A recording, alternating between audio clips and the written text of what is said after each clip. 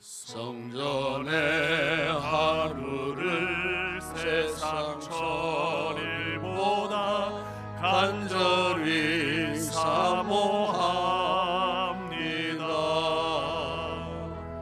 내 생전 여호와 집에 거하며 주님만 찬양하리라. 아름다우신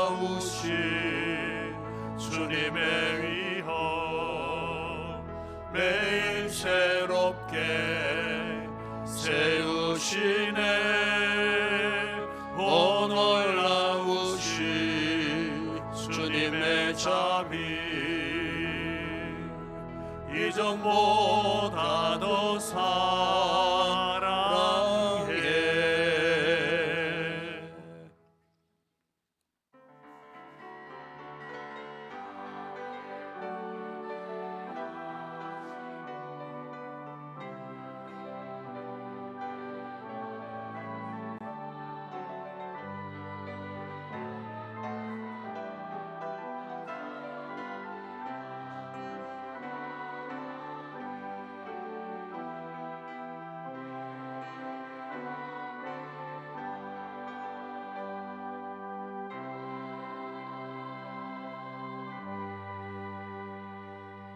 왕이신 나의 하나님이여, 내가 주를 높이고 영원히 주의 이름을 송축하리이다.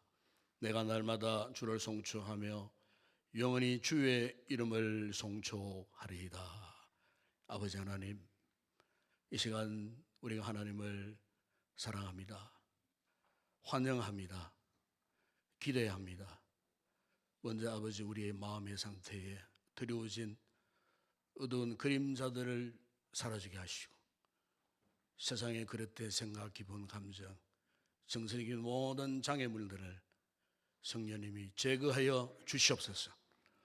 오늘 한 마음으로, 준비된 마음으로 하나님 앞에 드리는 이 거룩한 예배 되게 하여 주실 때에 말할 수 없는 크신 성령의 역사가 예배를 통하여 우리의 심령 가운데 강물처럼 부어지게 될 줄을 믿습니다. 사모하는 자의 영혼을 만족케 하시는 아버지 하나님, 우리의 영혼을 만족하게 하여 주시옵소서. 영광을 주님께 올려드립니다. 우리 주 예수 그리스도 이름으로 기원드리옵나이다. 아멘.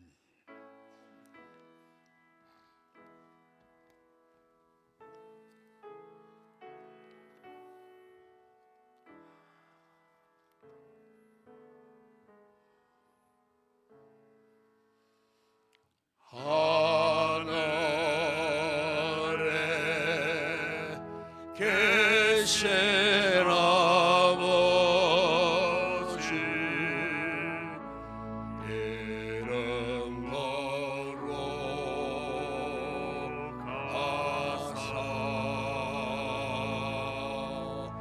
주의 나라 임하시고 뜻이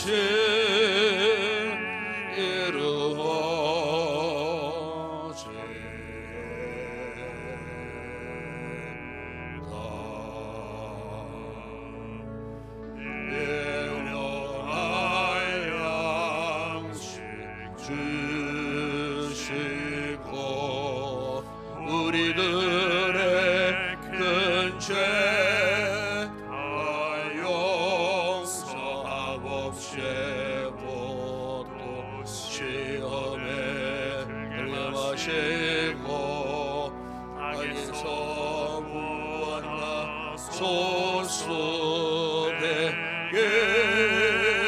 주의 나라 주의 권세 주의 영광 영원히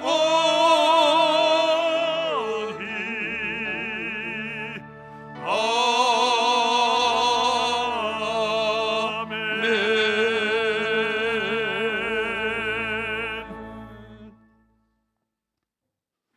새 노래로 여호와께 노래하라. 온 땅의 여호와께 노래할지어다.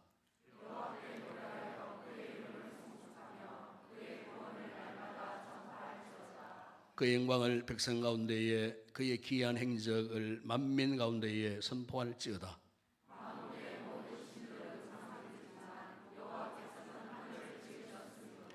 존귀와 위엄이 그의 앞에 있으며 아름답고 거룩한 것으로 여호와께 예배할지어다. 하늘은 기뻐하고 땅은 즐거워하며 바다와 그의 충만한 것이 외치고 그때 숲의 모든 나무들이 여호와 앞에서 즐거이 노래하리니 그가 의로 세계를 심판하시며 그의 진실하심으로 백성을 심판하시리로다. 아멘. 전능하사 천대를 만드신 하나님 아버지를 내가 믿사오며 그 외아들 우리 주 예수 그리스도를 믿사오니 이는 성령으로 잉태하사 동정녀 마리아에게 나시고 본디오 빌라도에게 고난을 받으사 십자가에 못 박혀 죽으시고 장사한 지 사흘 만에 죽은 자 가운데서 다시 살아나시며 하늘에 오르사 전능하신 하나님 우편에 앉아 계시다가 저리로서 산자와 죽은 자를 심판하러 오시리라. 성령을 믿사오며 거룩한 공회와 성도와 서로 교통하는 것과 죄를 사하여 주시는 것과 몸이 다시 사는 것과 영원히 사는 것을 믿사옵나이다. 아멘.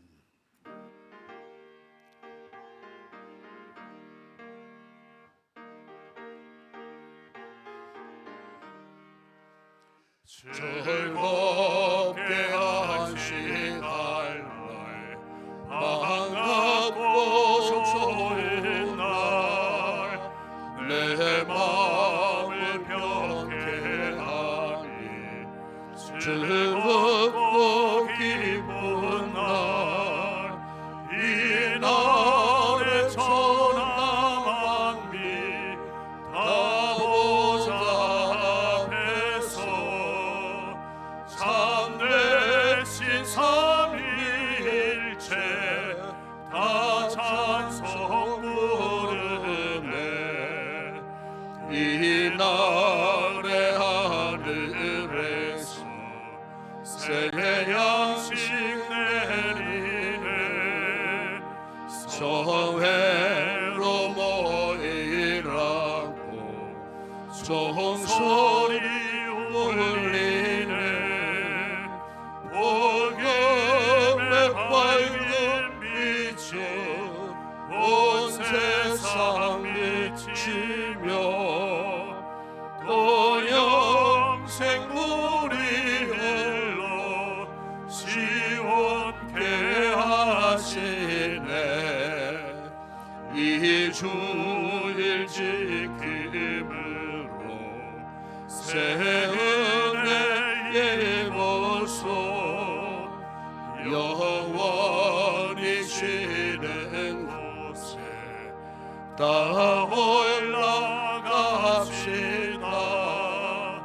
성부께 찬미하고 성자와 또 성령 참되신 삼위일체 다 찬송 부르세.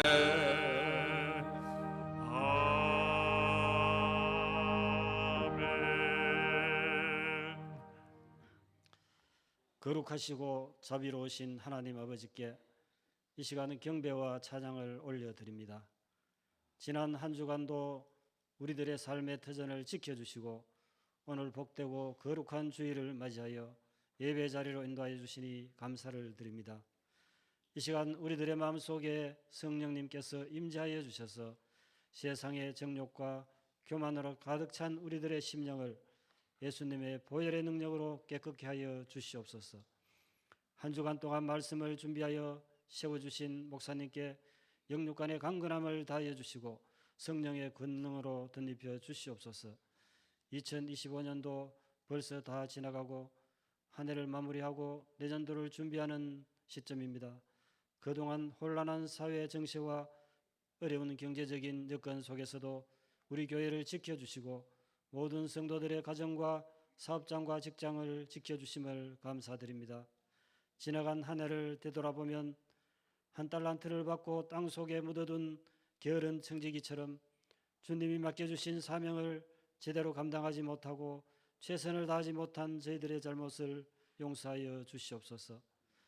나의 나된 것은 다 하나님의 은혜라고 고백한 사도 바울처럼 아무 자격 없는 우리들을 아무 조건 없이 하나님 자녀의 특권을 허락하여 주시고 아무나 올 수 없는 이 은혜의 자리에 있게 하신 것도 다 하나님의 은혜임을 고백합니다. 오늘 오후에 있을 예결산 위원회와 예결산 재직회 연말 공동회 일정 위에도 하나님께서 함께 하시고 교회의 모든 기관들이 하나님의 뜻 가운데 내년도를 잘 계획하고 준비하여 하나님이 원하시고 기뻐하시는 아름다운 교회가 될 수 있도록 축복하여 주시옵소서.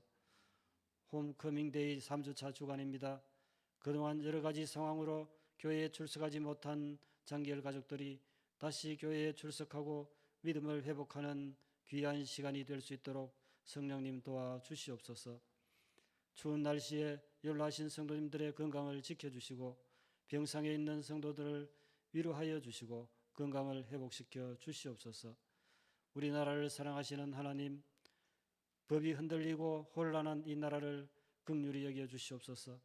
하나님을 두려워하는 정치인들이 되게 하시고 대통령과 위정자들에게 지혜를 주셔서 이 어려운 시국을 잘 극복하고 정의롭고 안정된 나라로 바로 설 수 있도록 하나님께서 역사하여 주시옵소서. 오늘도 교회 곳곳에서 헌신하며 섬기시는 모든 성도들을 기억하여 주시고 큰 은혜로 갚아 주시옵소서. 이 시간 말씀을 대언하시는 목사님께 영권을 허락하여 주시고 선포되는 말씀을 통하여 우리들의 심령이 뜨거워지게 하시고 깨닫고 은혜 받는 복된 시간 되게 하여 주시옵소서. 할렐루야 찬양대에 아름다운 찬양을 기쁘게 받아주시고 은혜로운 찬양을 통하여 우리들의 마음문이 활짝 열리게 하여 주시옵소서. 우리 구주 예수 그리스도의 이름으로 기도드리옵나이다. 아멘.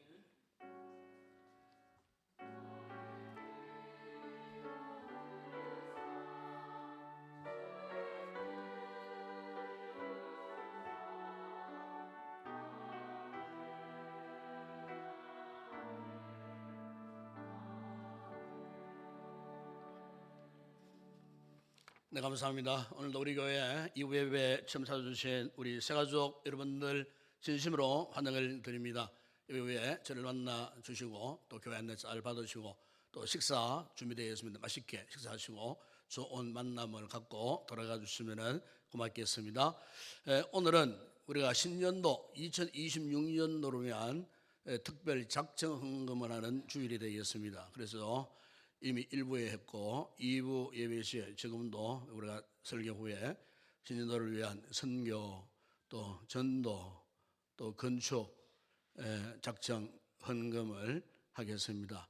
선교 전도에 대해서는 충분한 이해가 되시겠지만은 왜 건축 헌금을 하느냐 이런 의문을 품는 분이 혹 있을 것 같아서 설명을 드립니다. 우리는 더 이상 건축할 계획이 없어요. 그런데 왜 건축헌금이라고 하느냐? 그러나 교회 관리를 위해서 교회 건물이나 시설 관리를 위해서 올해도 예산이 많이 투입되었어요. 내년도에도 또 우리가 여러 가지 이렇게 시설에 투자할 부분들이 꽤 됩니다. 이제 이렇게 이 교회가 오래 가면은 노후되는 부분도 있고 고장나는 부분도 있고 시설 측면에 이런 부분에 건축헌금이 투입됩니다. 그렇기 때문에 정말 적소에 요긴하게 사용되는 것이 건축헌금입니다. 그렇기 때문에 우리가 힘들고 어려운 시대이지만은 여러분들이 믿음과 정성을 다해서 모든 성도들이 빠짐없이 그렇게 참여해 주시면 참 좋겠습니다. 아마 이번 주문 간증해 보시면은 하실 때 여기 반쪽을 이렇게 자르고 위에 글은 여러분 가져가시고 절지선 가운데 부분 세 등분이 있는데 이것만 우리가 설교 후에 우리가 봉헌할 때에 하나님 앞에 올려 드리시면 되겠습니다. 참고하시기를 바랍니다. 유아세례 부모 교육이 2부 후에 있겠습니다. 그리고 오늘은 전교인 파트너 전도 총력 주일이 되겠습니다. 이전 저는 1시에 본당에 모여 기도하고 한 2시까지 이렇게 노방 전도를 나가도록 그렇게 하겠습니다. 그리고 오늘 오후에 하면은 22기, 26기 제자대학 졸업 예배를 드립니다. 해당되는 분들은 1시 40분에 본당에서 리허설이 있습니다. 꼭 참여하시기를 바랍니다. 그리고 예결산 위원회가 오늘 오후 예배 후에 지하 안나실에 있습니다. 대상 분들은 당회원들과 신무시사님들입니다. 이번 주간 홈커미데이 3주차 됩니다. 우리가 장기 결자 성도들 위해서 여러분 기도하시고 또 협력해서 다시 신앙생활을 시작할 수 있도록 그렇게 우리가 특별히 관심을 가져야 할 줄을 믿습니다. 제자대학 졸업여행이 화요일 날 16일 날 교회에서 9시 30분에 출발합니다. 꿈이 동시차례가 17일 수요일 오전 11시 미수교회당에서 있습니다. 다음 주일입니다. 다음 주일은 신년도 직원 임명식 주일이 되겠습니다. 1, 2부 난예배시 있습니다. 예결산 재직회를 위한 재직회가 다음 주 2부 예배 후에 본당에서 있습니다. 구원사 찬양대 다음 주 오후 찬양입니다. 다음 주 새벽 기도는 유영모 전사님이 담당합니다. 그리고 특별한 은혜를 보시면 다음 주 오후 예배는 주일학교 성탄 축하 발표회로 올려드립니다. 준비 잘 하시기를 바라고, 이미 지난 주간에 우리 교회 신년 원력을 배부를 했습니다. 아직 가져가지 못하신 분들은 오늘까지 꼭 가지고 가 주시기 바랍니다. 벽걸이와 탁상 가운데 한 분을 선택해서 각 가정당 한 분입니다. 꼭 그렇게 받아가시기를 바랍니다. 그리고 1, 2전도회 바자회 지난 주일도 많은 신청을 받았습니다. 오늘까지 신청을 받는답니다. 그래서 떡국 한 팩이 1.7kg 정도가 된다면 참고하셔서 가정에 필요한 대로 그렇게 신청을 해 주셔야 우리 1, 2전도에서 양을 충분히 준비할 수 있어요. 신청도 안 했는데 그날 와서 받아가면 모자랍니다. 일찍 와서 받아가 버리면 뒤에 신청했는데 못 받아갈 수가 있다 그 말이에요.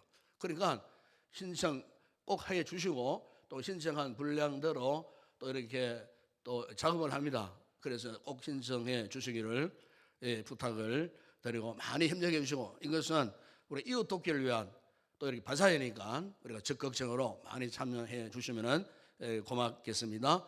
그리고 주보 맨 밑에 보시면은 2020년도 좀 제목이 잘못 나갔는데 각부 주일학교 각부 부장단을 미리 알려드립니다. 정책당회 때 결정된 사항이기 때문에 이제 각 주일학교 부서의 부장단을 알려드리니까, 알려준 이유는 미리 신년도를 준비하시라고, 교사 수급이나 신년도에 담당하는 부감이나 미리미리 결정해서 이렇게 또 사무실로 보고해 주시면 좋겠습니다. 네, 이 시간 주님 앞에 귀한 점을 올려드립니다.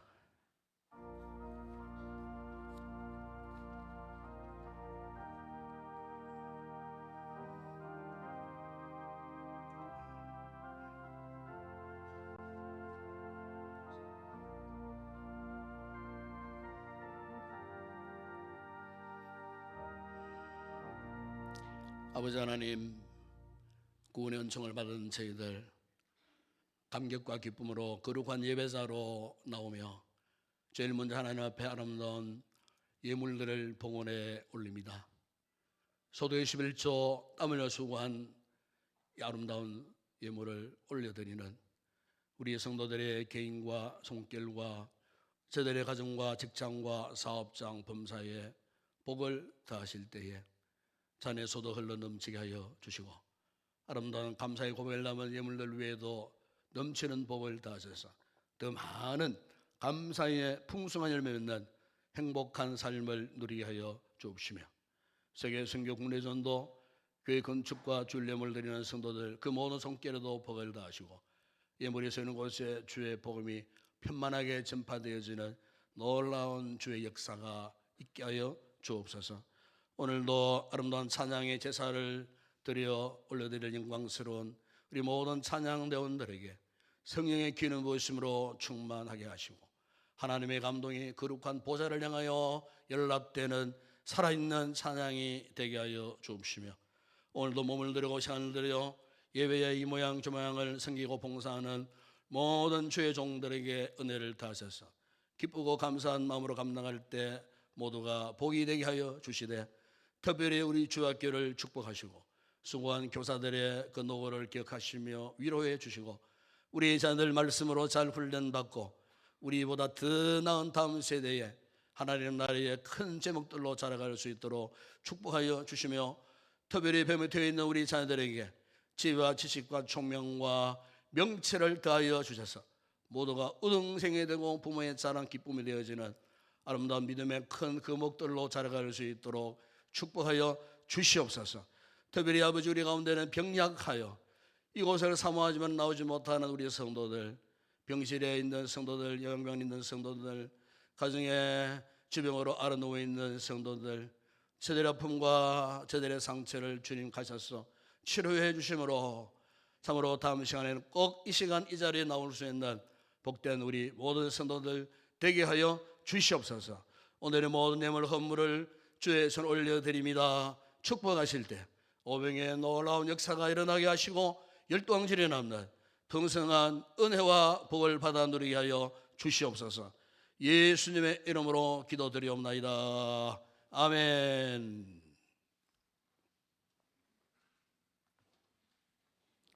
네, 오늘 상고할 하나님의 말씀입니다. 오늘은 고린도전서 제9장 말씀, 고린도전서 제9장 말씀. 성경을 펴세요. 화면도 중요하죠. 성경을 딱 펴십시오. 자기 성경을 딱 펴시고 9장 16절 17절 함께 우리 합독을 하도록 하겠습니다. 고린도서 9장 16절 17절 말씀을 함께 우리 합독합니다. 내가 복음을 전할지라도 자랑할 것이 없으면 내가 부득불할 임이리라. 만일 복음을 전하지 않으면 내게 화가 있을 것이로다. 내가 내 자유로 이것을 행하면 상을 얻으려니와 내가 자유로 아니한다 할지라도 나는 사명을 받았노라. 아멘.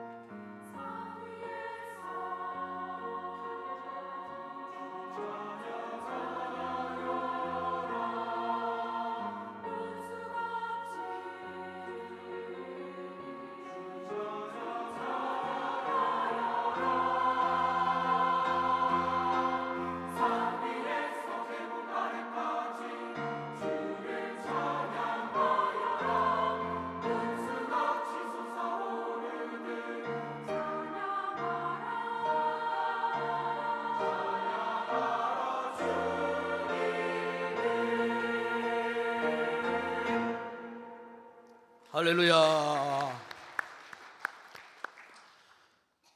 우리나라의 문학계의 거장이라고 불려졌던 고 이의령 교수님이 2022년도에 소천을 했습니다.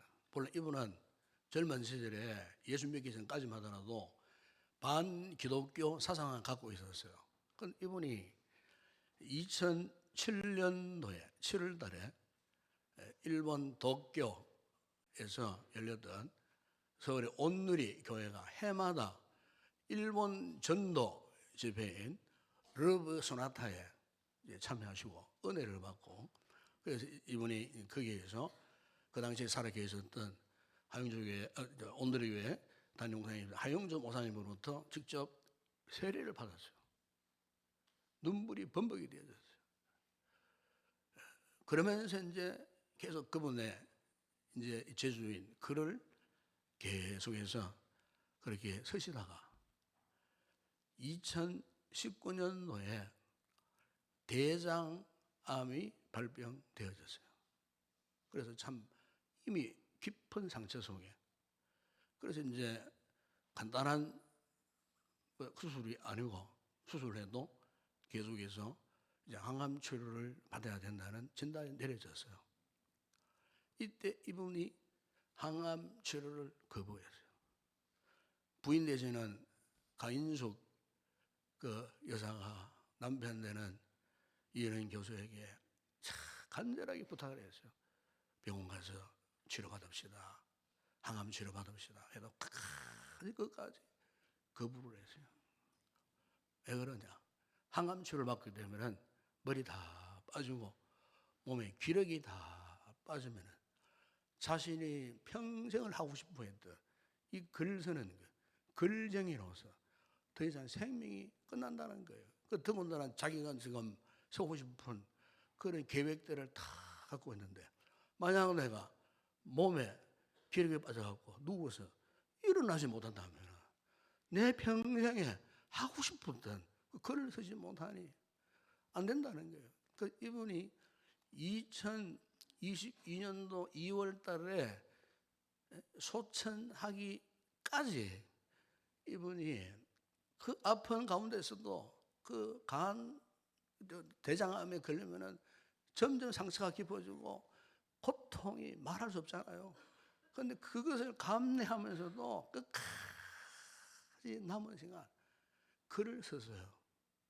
그래서 그분의 마지막 유작인 눈물 한 방울이라는 책이 그분이 돌아가신 4개월 후에 발간이 되어졌어요. 그 책에 보니까 그야말로 육필수기였어요. 육필. 그러니까 이분이 본래 글을 잘 썼기 때문에 일찍이 대학 교수였다 보니까 이 컴퓨터를 참 잘 만졌어요. 그 안에 모든 글은 컴퓨터로 다 글을 작성을 했는데, 이게 이제 암의 병이 짙어지다 보니까 몸에 기력이 쇠하고 고통이 따르니까 이 그분의 말대로 이 더블 클릭을 할 수 없을 정도로 힘도 맥도 다 빠져버린 그런 상태 속에서도 그 고통 가운데서도 낮밤을 가리지 않고 육필로 글을 써서요. 그러면서 그림도 그리고 그림의 의미에 대한 또 글을 또 교훈 삼아 또 글을 쓰기도 하고, 이렇게 해서 그렇게 했음에도 불구하고 그가 마지막 22페이지를 남은 22페이지를 다 쓰지 못하고 주님의 부름을 받으셨어요. 그 책에 보면은 그분의 육필로 쓴 글자체 이런 것들이 가득 담아 있는 것을 보게 됩니다. 너무나 글을 읽는 우리도 눈물이 쏟아질 정도로 참 감성이 배어 있는 이런 글을 육필로 마지막 남긴, 그래서 그 책 타이틀이 눈물 한 방울이라는 책을 남겨놓고 주님의 품에 안기서세요. 여러분, 대개 사람은요 자신이 좋아하는 일이 있어요. 그 좋아하는 일을 생각하면 막 가슴이 뛰는 거예요. 심장이 뛰는 거예요. 여러분 어떻습니까? 오늘 여러분들은 죽기 전에 여러분들이 꼭 하고 싶은 일이 있습니까? 여러분, 사람이 진정한 삶의 가치와 기쁨을 얻고 싶다면 반드시 자신이 하고 싶은 일을 할 때요. 자신이 하고 싶은 일이라면 그 어떤 것도 상관치 않습니다, 여러분. 사람들이 나를 인정해 주든 인정하지 않든 그게 그렇게 뭐 대수롭지 않아요. 수입이 있고 없고도 문제가 아니에요. 그러나 하고 싶은 일을 한다는 그 자체가 만족스럽고 기쁘고 즐겁고 행복하다는 거예요. 그러니까 하고 싶은 일 하는 그 사람은 남의 눈치를 볼 필요도 없어요. 왜? 자신이 좋으면은 그냥 하게 되는 거예요. 바로 이것이 여러분 행복한 확실한 삶의 비결이 아닌가 싶어요. 여러분 누구든지 그렇다면은 우리가 누구든지 그러면은 뭐 아무 일이나 뭐 선악간에 구분 없이 무조건 내가 좋다는 일을 하면 되느냐? 사실 그것도 아니에요, 사실은. 특히 우리 크리스찬들은 하나님 앞에서 과연 내가 하나님이 기뻐하실 만한 그런 그 일이 내가 하고 싶은 일이 되면은요, 하나님과 나와의 영적인 코드가 딱 맞아지는 거예요. 그러면요, 고난, 역경, 어려운 문제, 원수 같은 사람 문제가 안 되는 거예요. 하나님과 노아의 영적인 코드 맞춰 보세요. 하나님 기뻐하신 그 일을 한번 해보세요. 그러면 우리 마음속에 말할 수 없는 샘솟는 기쁨, 뭐 평안이 흘러 넘치게 된다는 거예요. 그렇기 때문에 우리가 하고 싶은 일이 사실 뭐 한두 가지겠습니까?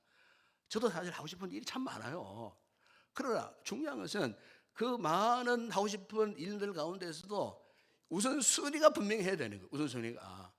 우선순위의 첫 번째가 무엇이겠습니까?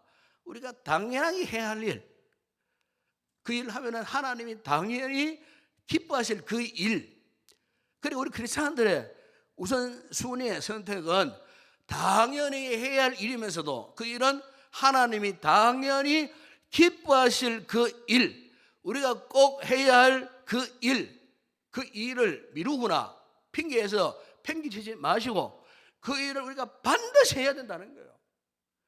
그래야 우리가 영적으로 만족한 삶을 살고, 이 짧은 인생 얼마나 짧습니까 여러분? 7, 80 인생 살아가는 동안에 훗날에 주님 앞에 섰을 때에, 그래 너 땅에 있을 때 그 참 일 참 잘했구나, 하늘의 상급을 받을 때 그 순간을 기억하고, 여러분 우리가 당연히 해야 되고 꼭 해야 되고 하나님이 기뻐하실 그 일을 우선 선택하여 해보시라, 이 권면을 제가 먼저 드리고 싶습니다. 여러분 오늘 본문 16절에 보시면 바울이 고백하지 않습니까? 내가 복음을 전할지라도 자랑할 것이 없으면 내가 부득불할 일임이라 그랬어요. 바울은 젊은 시절에 율법의 골수 분자였습니다. 신생 기독교인들 크리스찬들을 얼마나 모지게 비판하고 박해했습니까? 스데반도 돌로 때려 죽이는 순교 현장의 선봉장이 되었을 만큼 기독교를, 예수를 철저하게 싫어했던 그 사람이 예수님을 만났어요. 변화되어졌어요. 그러고는 참으로 그 인생의 큰 변화 속에서 젊음의 긴 시간, 마지막 노년에 죽기까지 순교 직전까지 달려오면서 마지막으로 남긴 그의 유언의 고백이 디모데후서 4장 7절 말씀인데, 이런 고백을 합니다.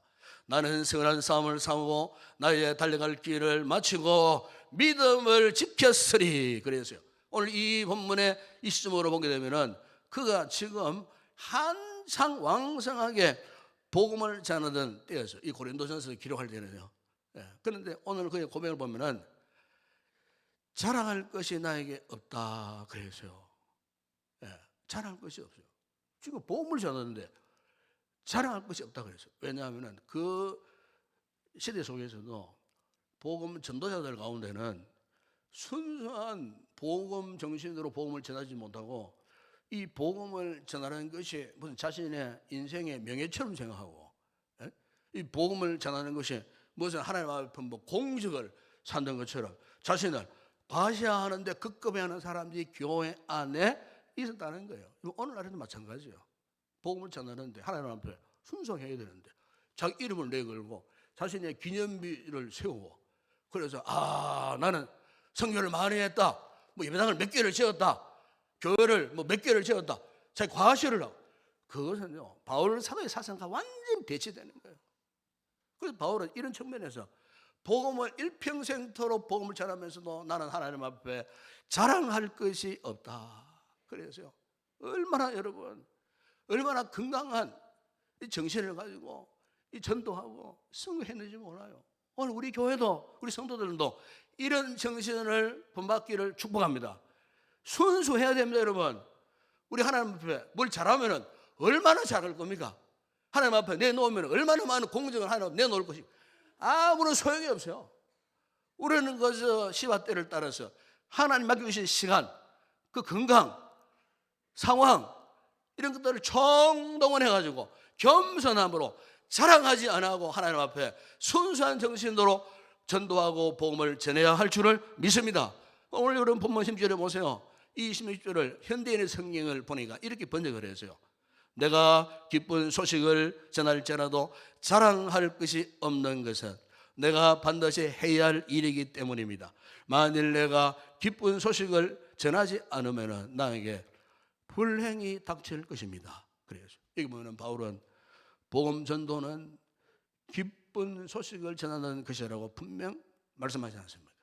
그러면서 이것은 내가 반드시 해야 할 일, 자신의 사역의 목록 가운데에 최우선을 뒀다는 거예요. 그러니까 복음 전파는 바울 자신에게 부여된 피할 수 없는 책임이요, 의무요, 사명이었다는 것을 그가 강조하는 거예요. 여러분 오늘 우리 개혁성경에는 부득불 할 일이라고 되어 있지만 헬라 원문 성경에 보니까 이 부득불 이 말은 아난케라는 단어를 썼어요. 아난케. 이 아난케 영어성에서는 necessary, 필연성 이렇게 이제 번역을 했어요. 그런데 사실 이것은 어떤 우리가 자발적으로 선택해서 뭐 직업적 의무를 갖거나 아니면 개인적인 열심으로 했다 이거보다도 그것들 다 뛰어넘어요. 다 뛰어넘어서 하나님께서 강제적으로 기어코 도저히 거부할 수 없는 상태에서 하나님이 하실 그 일을 바울 사도에게 그냥 안겨준 거예요. 맡겨준 거예요. 그러니까 이것을 우리 장로교를 창시한 존 칼빈에 보게 되면은 그 기독교 강요 안에 보면은 이런 사상이 있어요. 기독교 5대 요일을 정리를 했는데 후대 학자들이 정리를 했는데 칼빈 사상을 정리를 했는데 그 가운데 네 번째 보면은 불가항력적 은혜라는 것이 있어요. 불가항력적 은혜. 그러니까 하나님께서 한번 은혜를 주시면은 은혜를 거부할 수 없어요. 하나님께서 우리에게 사명을 주시잖아요. 그것을 사명을 거부할 수 없어요. 사실 저는 목사가 되었지만은 저는 목사 되기를 참 싫어했어요. 목사가 되고 싶지 않았어요. 네. 저희 본 교회에 많은 상처를 받았어요. 어떤 상처? 목사님들이 수시로 쫓겨나가는 거야. 예? 교회 악한 무리들 때문에 상처를 받고 옛날에 소달구지에 목사님 짐도 뭐 별로 없어요. 짐 가득 싣고 그래서 목사님들이 또 애는 왜 이렇게 많이 낳았는지 사모님은 얻고 양손 데리고 목사님 데리고 육남매 그것도 단칸방을 줬는데 거기에서 사역을 하다가 온갖 비난 속에 교인들에게 질시를 당하고 쫓김을 당해 나가는데요. 제가 눈을 똑똑히 봤어요. 가는데 사모님 울면서 가니까 한쪽에서는 막 비난하는 무리들이 있는가 하면 한쪽에서 따라가면서 울고 가지 마시라고 하는 제가요 어린 시절이었지만은 그것을 보고 충격을 받았어요. 교회가 이런 곳인가? 에이! 정신에 방황하게 되었습니다. 수년간 교회를 안 다녔어요. 제가 못된 신앙인데도 그 상처가 너무 컸다는 거예요. 하나님이 저를 부르실 때에 아버지 저는 목사 되기 싫습니다. 옛날에 번 상처 때문에 차라리 나는 돈 많이 버는 사장 돼가지고 헌금도 많이 하고 예배당도 건축하고 이런 사람 되겠습니다. 난 목사 되기 싫습니다. 도망 다녔어요. 정말 하기 싫었어요. 왜 그렇게 목사하기 싫은지 몰라서 그게 상처 때문에 그런 거예요. 상처 때문에. 그런데 하나님이 강권적으로 은혜를 베푸시는 거예요. 그러면 제가 회개하고요. 눈물로 회개하고요. 주의 성전에 그 강단을 붙들고 앞에 강단을 붙들고 눈물을 흘려 두 손으로 항복을 했어요. 이래서 제가 신앙을 하게 되고 목사가 하게 되었어요. 아마 오늘 사도 바울의 이 고백도 보십시오, 여러분.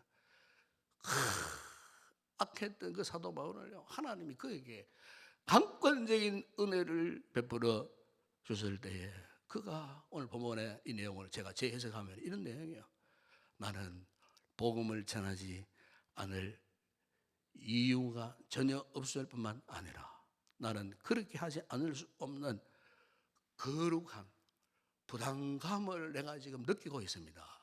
왜? 하나님이 사도 바울의 마음을 열고 그 심령에 은혜를 부어주실 때에 자기는 하기 싫은 그러니까 그 거룩한 부담감을 하나님이 일방적으로 주시니 내가 더 이상 피할 길이 없었더라는 거예요. 피할 길이 없었더라. 여러분, 그러면 바울이 왜 이렇게 이 복음 전파를 부득불할 일이라 하지 않을 수 없는 이 거룩한 부담감을 느낄 수밖에 없었을까? 여러분, 바울이 이걸 깨달았어요. 그것은 자신을 구원하신 하나님의 기대하심 때문이었어요. 하나님이 나를 구원해 주셨는데 하나님이 나를 향하여 이토록 놀라운 기대하심을 갖고 있는데, 다시 말하면 하나님이 나 한 사람을 구원하셔갖고 나를 통해서 또 다른 사람들에게 너를 통하여서 복음을 전하게 하고 너를 이방인의 사도로 내가 너를 세우겠다라고 하는 하나님의 원대한 이 세계 비전, 그 하나님의 기대하심에 이 사도 바울이 더 이상 거부할래야 거부할 수 없어요. 이것을 두고 부득불 내가 할 일이라 하나님이 강권적으로 불가항력적인 은혜를 다하셔서 그 일을 맡기시기에 부득불 할 일, 그런 뜻이에요. 여러분, 오늘 우리 성도들이 잘못된 이 구원 인식을 갖고 있는데 그게 뭐냐면 내가 하나님 은혜로 구원을 받았잖아요. 우리가 받았잖아요. 그런데 내가 구원받고 내가 복받고 그냥 조금 더 넓게는 우리 가족이 구원받고 우리 가정이 예수 잘 믿고 이것으로 그냥 만족해 버리는 이런 분들이 오늘 현대 교회 안에 참 많습니다.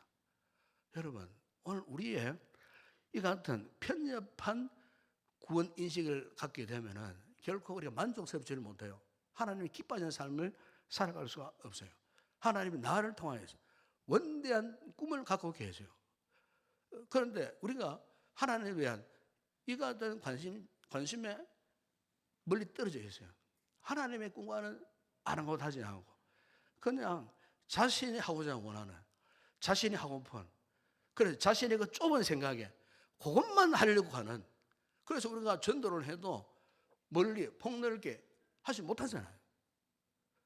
이게 바로 뭐냐? 잘못된 구원의 편입적 의식 때문에 그렇게 된다는 거예요. 흔히 우리가 하는 말 가운데 가든지 아니면 보내든지 이런 표현을 하지 않습니까? 간다는 말은 무슨 말입니까? 우리가 직접 전도 현장에 갑니다. 간다는 말은 직접 선교 현장에 선교사로 갑니다. 전도자로 갑니다. 보내든지는 뭡니까? 내가 비록 이러한 사정으로 아직 은사가 모자라서 내가 가지 못하지만은 보내는 선교사, 보내는 전도자로서 내가 기도하고 물질로 구원하고 그러듯 아니겠어요? 하나님께서 우리가 전도할 때, 선교할 때 가는 사람도 있지만은 보내는 사람, 우리가 누굽니까? 우리 성도들이에요. 여기 우리 성도들은 보내는 전도자, 보내는 선교사들이라 그 말이에요. 그런데 문제는 뭐냐? 가는 것도 부담스럽고 보내는 것도 부담스럽다 그 말이에요. 오늘 우리의 문제 여기에 있어요. 여기에. 그리고 나는 열애하겠다. 전도에 열애하겠다. 선교에 열애하겠다. 그러면 그분 하나님 일찍 데려가 보세요. 여기 일찍 가고 싶습니까? 하나님께서 나에게 맡겨주신 부득불 해야 할 일이 있는데 여기에 관심이 없는 거예요. 여러분, 지금까지 우리 기도 역사 가운데 우리의 믿음의 이 선배들은 이 복음 전파의 이 사명을요, 때로는 지상명령, 때로는 대사명 이렇게 표현을 해요. 실제 여러분 신약 성경 사복음서 함께 사도행전에 보게 되면 이것이 결론이었어요. 그도 그런 것이 예수님께서 부활하시고 승천하시기 직전에 제자들에게 여러 말씀을 직접 하신 적이 있는데, 여러분 마태복음 28장 19절 20절 보십시오. 그러므로 너희는 가서 모든 민족을 제자로 삼아 아버지와 아들과 성령의 이름으로 세례를 베풀고 내가 너희에게 분반 모든 것을 가르쳐 지키게 하라. 볼지어다 내가 세상 끝날까지 너희와 항상 함께 있으리라 하시니라. 여러분 마가복음 16장 15절에 보세요. 또 이르시되 너희는 온 천하에 다니며 만민에게 복음을 전파하라. 누가복음 2장 47절에 보시면은 또 그의 이름으로 제사함을 받게 하는 회개가 예루살렘에서 시작하여 모든 족속에게 전파될 것이 기록되었으니. 요한복음 20장 21절 보시면은 예수께서 또 이르시되 너희에게 평강이 있을지어다 아버지께서 나를 보내신 것 같이 나도 너희를 보내노라. 사도행전 1장 8절에 보세요. 오직 성령이 너희에게 임하시면 너희가 권능을 받고 예루살렘과 온 유대와 사마리아와 땅 끝까지 이르러 내 증인이 되리라 하시니라. 여러분 보십시오. 이렇게 주님의 명령, 하나님의 이 뜻은 이토록 분명합니다. 이것은 오늘 우리 주시는 명령이에요. 우리가 따라야 할 하나님의 뜻이라는 거예요. 그런데 우리가 이 하나님의 명령, 주님의 명령을 무시하고 적당히 살아갈 수 있겠느냐 그 말이에요. 여러분 사도 바울은요 이 같은 거룩한 부담감 때문에 바울은요 결혼도 못했어요. 아니 결혼 안 했어요. 못한 게 아니라 안 했어요. 평생을 싱글로 독신으로 그렇게 살았어요. 그러니까 무슨 말이냐, 자기 삶을 성도리째 주님의 나라에 던졌던 사람이에요. 그러면 사도행전 20장 24절에 보세요. 내가 달려갈 길과 주 예수께 받은 사명 곧 하나님의 은혜의 복음을 증언하는 일을 마치려 하면은 나의 생명조차 조금도 귀한 것으로 여기지 아니하노라. 그러니까 바울은 부득불 해야 할 일, 그것은 자신의 생애 동안 반드시 감당해야 할 사명이라는 거예요.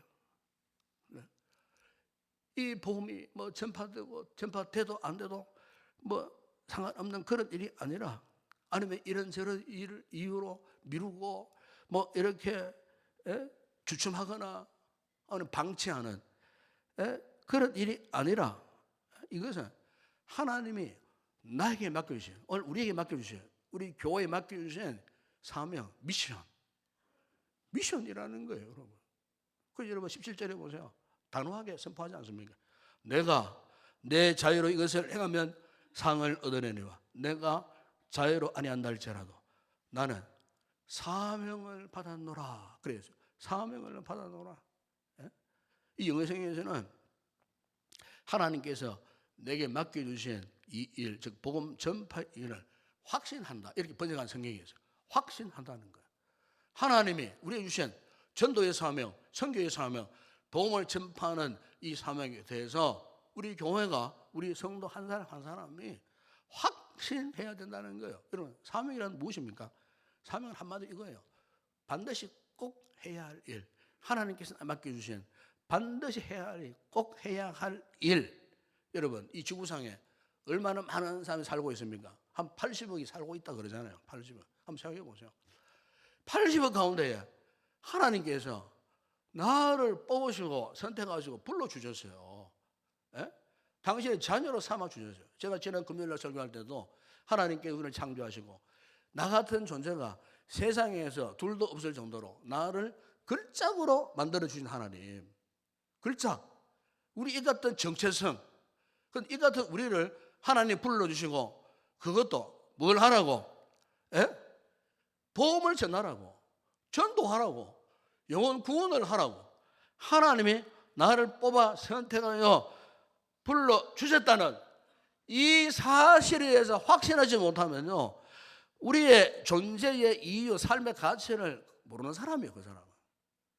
크리스찬으로서의 진정한 존재 가치가 뭐겠습니까? 우리가 하나님 나라를 위하여서 부득불 복음을 전파하는 일이라 그 말이에요. 그렇기 때문에 우리 그리스도인들은 사명이 끝나면요, 그날로 세상 떠나는 날입니다. 왜 죽느냐? 사명이 끝나기 때문에 이 세상을 떠나는 거예요. 사명을 감당하는 하나님 살려주세요. 그 우리가 영적인 불사조들입니다. 불사조. 사명 끝나기 전에 불구덩이에서 하나님 건져주시고, 극단적인 큰 교통사고에서도 건져주시고요, 위기 속에서 건져주시고요. 왜? 아직 나에게 맡겨진 사명이 끝나지 않았기 때문에 우리는 복음의 불사조로서 이 땅에 살아가는 가운데 하나님이 넉넉하게 이 사명 잘 감당하고 나의 오너라 하는 하나님의 이 뜻이 분명하기 때문에 아직 사명이 끝날 때가 아니기 때문에 오늘 우리가 멀쩡하게 살아가고 오늘 예배사로 이 자리에 나와 있는 줄을 믿습니다. 여러분, 사명을 무시하면 안 됩니다. 사명을 감당해야 됩니다. 이것은 우리 성도의 인지상정이에요. 그리스도에는 이 사명을 제대로 감당해야 돼요. 그렇기 때문에 우리가 숨을 쉬고 호흡이 정상적으로 작동하는 그 동안에는 바울이 고백했듯이 부득불해야 할 일, 복음을 전파하는 그 일을 당연히 해야 된다는 겁니다. 이것은 선택사항의 일이 아니에요. 원래 기독교 목회 데이터 연구소에서 발표한 것이 있는데 지난 1년 동안 누군가를 전도하고 교회에 출석하게 한 적이 있습니까? 라는 설문조사를 해줘요. 설문조사 답이 그렇다, 그런 일이 없다, 이런 답에 응답을 하게 됐는데 그들 가운데에 그런 일이 없다 대답한 사람이 설문조사했는데 26.4%가 오늘 1년 동안 살아가면서 한 번도 전도한 일이 없다는 거예요. 거꾸로 말했습니다. 73.6%가 전도한 일이 없다는 거예요. 그런데 전도했다, 그렇다고 답한 사람이 26.4%. 그러니까 무려 4분의 3의 교인들이 소위 전도나 전도의 열매를 맺지 못하는 신앙생활을 올 한 해 동안 했다는 거예요. 이 설문조사가 충북과 경기도 주변 서울 중심으로 해서 했던 이 설문조사인데도 불구하고 전도했다는 이 교인들은 26.4%. 만약에 지방, 특히 대구 경북권에 이 설문조사를 했다면 제 생각에 그래요. 우리 지역을 비하시키는 말은 안 해요. 현재 우리가 복음에 전파된 그 영역이 타지방에 비하면 굉장히 취약하고 열악합니다. 지금 8%도 안 된다 그러잖아요. 수도권은 20, 한 5, 6% 되고 전라도는 거의 뭐 어떤 지역은 한 40%가 되고요.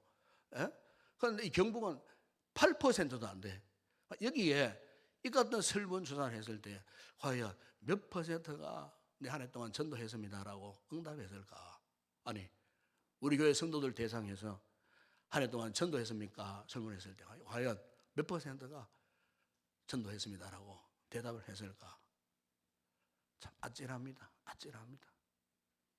아찔한 상황에 우리가 놓여져 있습니다. 지금 오늘 본문의 사도 바울이 나는 사명을 받았노라 했을 때 이 사명이라는 헬라 말이 오이코노미아라고 하는 말이에요.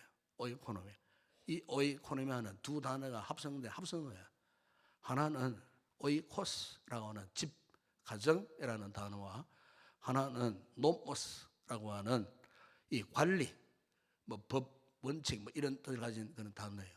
그래서 이 단어가 합쳐져 가지고 이 사명 오이코노미아라는 이 단어를 만들었어요. 로마 제국시대 때에 집 주인이 노예 가운데에 집주인은 자주 전쟁터에 가잖아요. 그러면 어떻게 했느냐? 노예들 가운데에 신실하고 참신하고 믿을 만한 신뢰가는 그 노예를 오이코노미아로 불러주는 거예요. 그럼 내가 전쟁을 마치고 돌아올 때까지 내 아내 잘 살펴주고 내 자식들 잘 이렇게 돌봐주고 그리고 내 가산, 재산 잘 보호해 줘라 명령을 던져놓고는 주인이 전쟁터에 전쟁을 하러 가는 거예요. 그러면은 그 노예가 오이코노미아를 받아서 사명을 받아갖고 주인이 올 때까지 그 과업을 행하라는 거예요. 사도 바울이 너무나 잘 알았던 헬라 말 가운데에 특히 우리 그리스도인의 교회의 사명을 말하면서 이 단어를 지금 사용하고 있다는 거예요. 하나님께서 우리를 신뢰하시고 신임하셔가지고 하나님께서 하나님 나라를 확장을 위해서 우리를 불러주셨어요. 구원해 주셨어요. 내가 너를 통하여서 또 다른 자들이 구원받고 하나님 나라가 확장되기를 소망한다. 하나님의 큰 기대신 속에서 우리에게 복음 전파에 이 막중한 과업을 맡겨 주셨는데, 그런데 우리는 지금 어떠한가?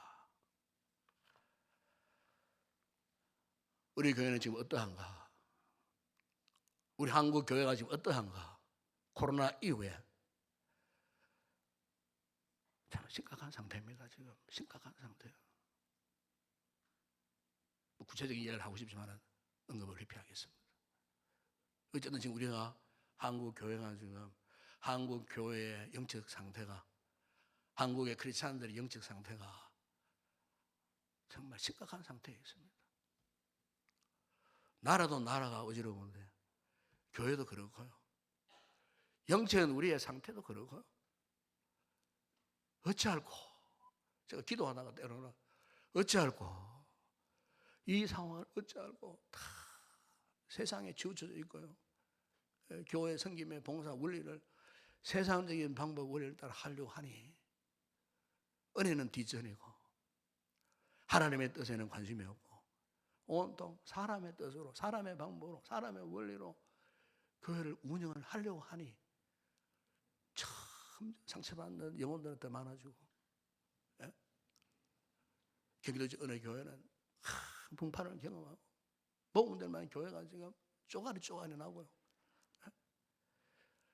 사명을 잃어버리니까 교회 감당해야 할, 부닥불해야 할 그 일은 하지 않고 인간적인 계산, 인간적인 어떤 그런 것만 난무하니까 순전한 성도들이 큰 상처를 받고 이탈되어지는 너무나 딱한 상황. 정신을 차려야 할 때인 줄 믿습니다. 부득불 우리가 해야 할 일이 뭔가를 다시 한번 깨달아 아는 그런 성도들이 되었으면 좋겠습니다. 영국의 유명한 윌리엄 캐리라는 선교사가 있었어요. 23살 때 그는 인도에 선교사로 가기로 결단했어요. 그런데 세 부류에 반대자가 생겼어요. 첫 번째 반대자는 그의 아버지였어요. 공부도 잘하고 인물도 잘하고 일도 잘하고 건실한데, 야, 너 꼭 그 복음의 불모지. 여러분 지금도 인도는 못 사는 동네예요. 아주 척박한 나라입니다. 그러니까 그 시대에 그 18세기, 19세기 그 중후반에 얼마나 인도가 가난한 나라였겠어요. 그런데 그 귀한 아들이 영국에서 공부도 잘하고 좋은 대학 나오고 그야말로 큰 인재인데 하필이면 그 아들이 인도에 성교사로 간다 그러니까 그 아버지가 극구 만류한 거예요. 두 번째 장면은 그 아내였어요. 각 결혼해가지고 30대 초반에 그 귀여운 아들들이 막 자라나고 있고, 아내의 생각은 여기에서 참 아기자기하게 가정을 이루고 살기를 원하는데 갑자기 남편 캐리가 인도 선교사로 간다 그러니까 그 아내가 여보 제발 다시 한번 생각해 보세요. 제발 우리 아기들을 위해서도 그곳에 가면 안 되잖아요. 눈물을 흘리면서 걷고 남편이 인도 선교사로 가는 것을 걷고 말려하고 했지만은 이 윌리엄 캐리가 단호히 이런 말을 합니다. 하나님께서 나를 부르셨고 나는 그 부름에 응답했기 때문에 이제 돌이킬 수가 없어. 사랑하는 그 아내의 말로 자녀들, 그 가족보다도 하나님을 더 사랑하고 하나님 앞에 영광을 돌리기를, 그리고 고난의 길을 가려고 선택했던 윌리엄 캐리. 또 하나의 큰 반대자들이 있었는데 교회를, 자신의 교회 하베리엔 교회 성도들이었어요. 너무나 건실하고 너무나 목회를 잘하는 윌리엄 캐리가 떠면 안 된다.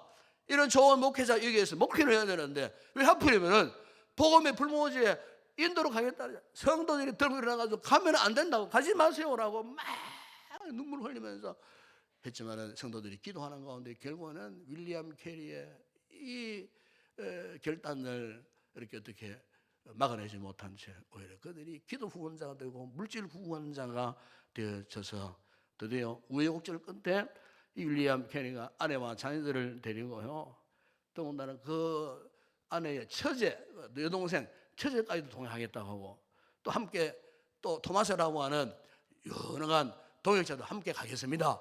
이래가지고 하나님이 그들을 불러 모아 주셔가지고 드디어 이제 인도로 가는 배를 타고 인도에 딱 도착을 했는데요, 과연 인도는 복음의 불모지였어요. 예? 그 당시에, 지금도 인도는 힌두교인들이 절대로 많습니다. 힌두교, 이슬람교 뭐 이렇습니다. 힌두 교인들 가운데는, 힌두교를 믿던 그 과부들 가운데는 남편이 죽잖아요. 남편이. 그러면요, 사티 제도라는 제도가 있어요. 그러면은 이 힌두교는 사람이 죽으면요, 이렇게 그냥 화장에 그냥 태워버립니다. 그런데 남편이 죽으면은 멀쩡하게 살아있는 아내도 그 화장장에 올려가고 같이 태워 죽여버리는 거예요. 얼마나 무지막지한. 윌리엄 캐리가 그것을 본 거예요. 겐지지 강가에 자신이 믿는 신의 영광을 돌린다면서 그 악어들이 울울거리는 거기다가 자신의 귀한 아들을 악어들이 우거리는 거기다가 풍덩 집어 던져버리는 거예요. 그러면 악어들이 그걸 먹어버리면 자신의 신이 기뻐하고 영광을 돌린다. 참, 이 같은 미신 행위가 성행했던 그 인도 뿐만 아닙니다. 영국에 인도를 지배했던 영국의 동인도 회사가 인도를 그냥 지배하고 있었어요. 그래서 영국에, 자기 본국에 선교사들이 입국하는 걸 싫어했어요. 왜? 자기들이 돈벌이를 해야 되니까, 장애물이 되니까 선교사들이. 그래서 선교사들을 추방해버리고, 이런 상황 가운데에 그들의 그 같은 방해를 피해서 이 윌리엄 캐리 선교사가 내륙으로 들어갑니다. 내륙으로. 아무도 알지 못, 내륙으로. 인도 땅이 얼마나 넓습니까? 내륙으로 들어가지고 복음을 전하는데, 내륙에는 말라리아가 창궐하는 그런 시대였어요. 온갖 전염병들이 창궐하는 그런 시대였어요. 거기에서 그만 큰 아들이 이절에 걸려, 말라리아에 걸려 죽습니다. 그 아내는 얼마나 척박한 땅이었으면 정신적 이상이 생겼어요. 엄청난 스트레스를 받았겠죠. 이 같은 상황 속에 그때 윌리엄 캐리의 일기장에 보면은 이런 글이 남아져 있습니다. 하나님은 부유하신 분이시며 약속에 신실하신 분이시다. 내가 이 하나님을 바라보았을 때 모든 근심을 맡길 수 있었다. 설사 이곳에서 생명을 잃어버린 날일지라도 나에게 이 고귀한 사명이 맡겨진 사실만으로 기뻐하고 또한 기뻐하리라. 자식을 잃고 아내가 병들고 척박한 환경 가운데서 하나님이 나에게 복음을 전할 수 있는 기회를 주신 것, 이것 때문에 그런 기뻐했다는 겁니다. 한마디로 사명감에 불탔어요. 계속해서 성경을 번역을 했습니다. 복음을 전파하고 이제 여러 학교들을 건립을 했습니다. 그런데 7년 동안 그렇게 피와 땀을 흘리면서 사역을 했건만 단 한 명의 개종자도 나오지 않았어요. 7년 동안. 그렇게 헌신했건만. 그러나 19세기가 되었을 때에 윌리엄 캐리의 그 눈물, 그 땀의 결실이 나타났는데, 크리시나 팔이라는 사람이 첫 번째 개종자였어요. 이분이 회개했습니다. 변화의 역사가 일어났습니다. 그리고 계속해서 그 이후에 18년 동안 600명이 세례를 받고 수천 명이 예배에 참여하는 놀라운 역사가 일어났고, 마지막 윌리엄 캐리는 자신이 죽었을 때에 자기 몸을 그토록 사랑했던 인도 땅에 묻어달라 해서 인도 땅에 묻혔다는 것입니다. 윌리엄 캐리는 우리 기독사에서 세계 근대 선교 역사의 아버지라 이렇게 일컬을 정도로 위대한 족적을 남긴 인물이 되었다는 거예요. 무엇 때문에? 미션 때문에, 사명 때문에. 오늘 우리는 어떻습니까? 내가 하고 싶은 일만 하지는 않습니까? 여러분, 우리는 부득불 하나님이 원하시는, 하나님이 맡겨주신 이 일을 해야 되지 않겠습니까? 여러분, 만약 우리가 이 일을 하지 않으면 바울은 분명히 경고 아닌 경고를 하고 있지 않습니까? 16절에 하반절에 보세요. 복음을 전하지 않는 것이 뭐가요? 자신에게 화가 된다 그래서 이걸 영문문제 보면 불행해진다 그래서. 여러분, 그 사람들의 불행이 뭔 줄 아십니까? 교회의 불행이 뭔 줄 아십니까?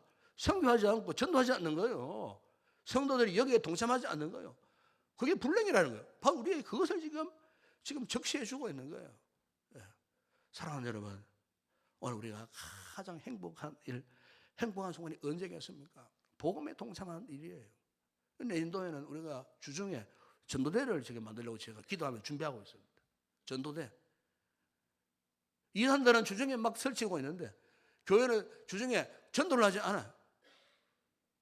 적정한 요일에 적정한 시간에 기도하며 준비하고 있어요. 물론 열심히 우리 전도했습니다. 행복만을 통하고. 올해도 사실은요, 코로나 이후에 올해가 제일 많이 우리가 등록을 했습니다. 작년에는 뭐 10명밖에 안 돼요. 그 이전에는 뭐 3명, 4명, 5명 안 됐어요. 올해는 4명 정도가 우리가 등록을 했어요. 그러니까 우리 행복만에 전도하는 열매가 맺어진다는 거예요. 그러니까 주중에 노방전도 이것도 마찬가지예요. 이 윌리엄 캐리는 7년 동안 인도 땅에 가서 복음 한 사람도 개종하지 않았다고 말하지 않습니까, 여러분? 그하고 전도 현장은 참 척박한 거예요. 사는 여러분, 우리 성도들, 이 교회가 부독불해야 할 일이 무엇이겠습니까? 복음을 전파하는 일인 줄을 믿습니다. 이 부분에 대해서 한 사람도 핑계하고 변명하거나 망설이지 않고 미루지 않고 고민하지도 않고 이러면 안 돼요. 고민을 해야 돼요. 오늘 우리가 신전도, 선교, 전도, 교회를 위해서 작정하는 헌금 주일입니다. 가든지 보내든지 갈 수 있는 분들은 전도대에 동참하시고 가지 못하는 분들은 최소한의 양심이 있다면은 보내는 자로서의 기도 후원자, 물질 후원자가 돼야 되지 않겠어요? 10주일만 비록 작은 액수지만은 우리가 참으로 하나님의 나라를 위해서, 복음 전파를 위해서 우리 온 성도들이 한 사람도 빠지지 않고 여기에 참여하게 될 때에 그야말로 바울 사도의 고백처럼 부득불 내가 해야 할 일, 비록 부담스럽지만은 그런 하나님 앞에 최소한의 섬김, 최소한의 이코노미와 사명자로서의 이 일을 감당할 때 하나님께서 우리에게 참으로 영적인 신령한 기쁨을 우리 모든 성도들에게 허락해 주실 줄을 믿습니다. 부득불 우리가 해야 할 일 분명하지 않습니까?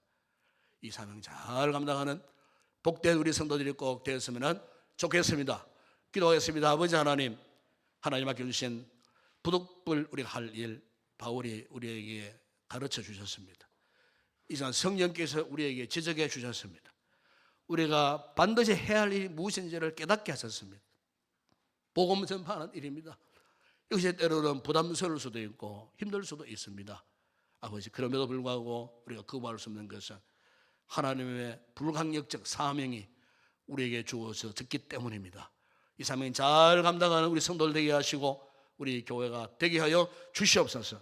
예수님의 이름으로 기도드리옵나이다. 아멘. 우리 찬송하면서 작정금 하나님 올려드리도록 하겠습니다.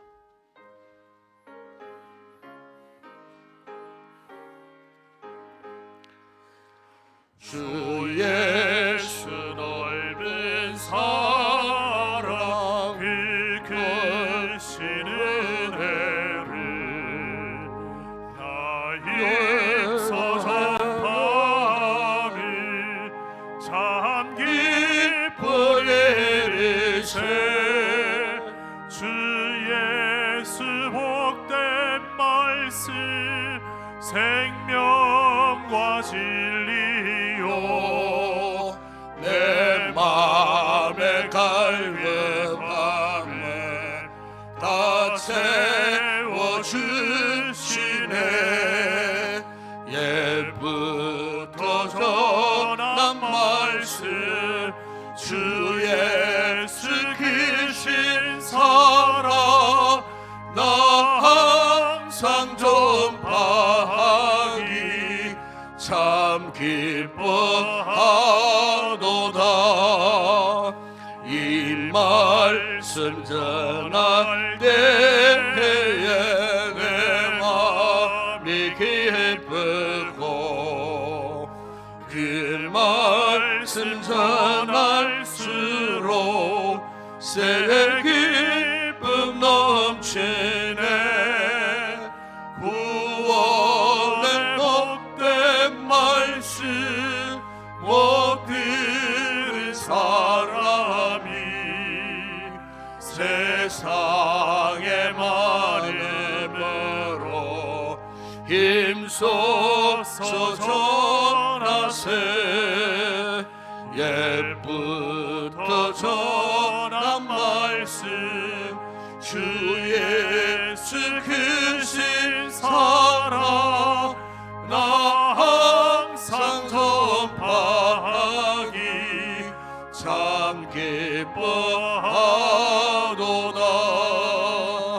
이 말씀 들은 사랑 또 듣기 원하고 목말라 사모하니 그 말씀 진리라 그 나라 영광 중에 나 부를 새 노래 예부터 좋아하던 이 말씀뿐이세 옛부터 전한 말씀 주 예수 크신 사랑 나 항상 전파하기 참 기뻐하도다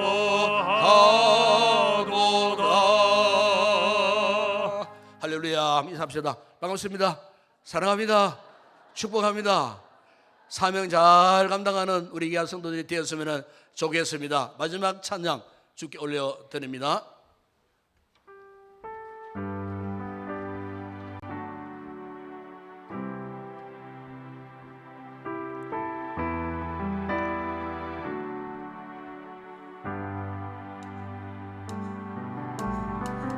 우리 주는 위대하며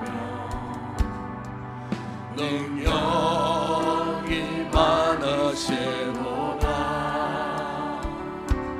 그의 주에 무궁하며 인자는 영원하도다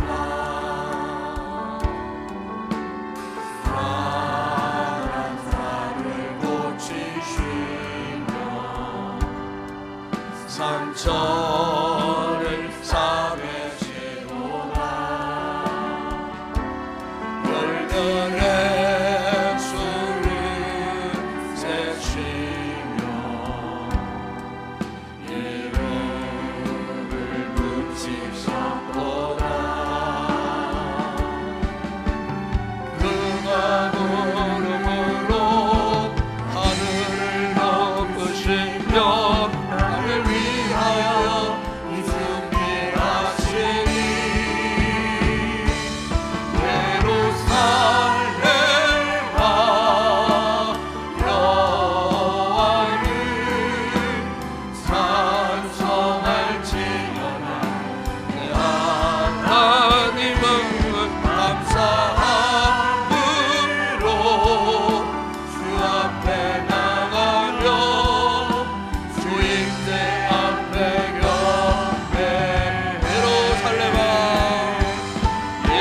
살레나 여호와를 찬송할지어다. 내 하나님을 감사함으로 그 앞에 나가며 주임대 앞에 경배해. 지금은 우리 주 예수 그리스도의 은혜와 하나님 우리 아버지의 무한하신 사랑하심과 성령의 위로와 교통과 충만하신 은혜가 그리스도인 된 우리가 부득불해야 할 일이 무엇임을 밝히 알고 깨닫고 결단하며 돌아가는 우리 모든 성도들 가운데 저들의 가족, 가정, 직장, 사업장, 범사 위에 우리 교회와 이 나라와 이 민족과 우리의 선교지 사역하는 주의 종들 가운데 이제와 영원토록 함께 있을지어다. 아멘.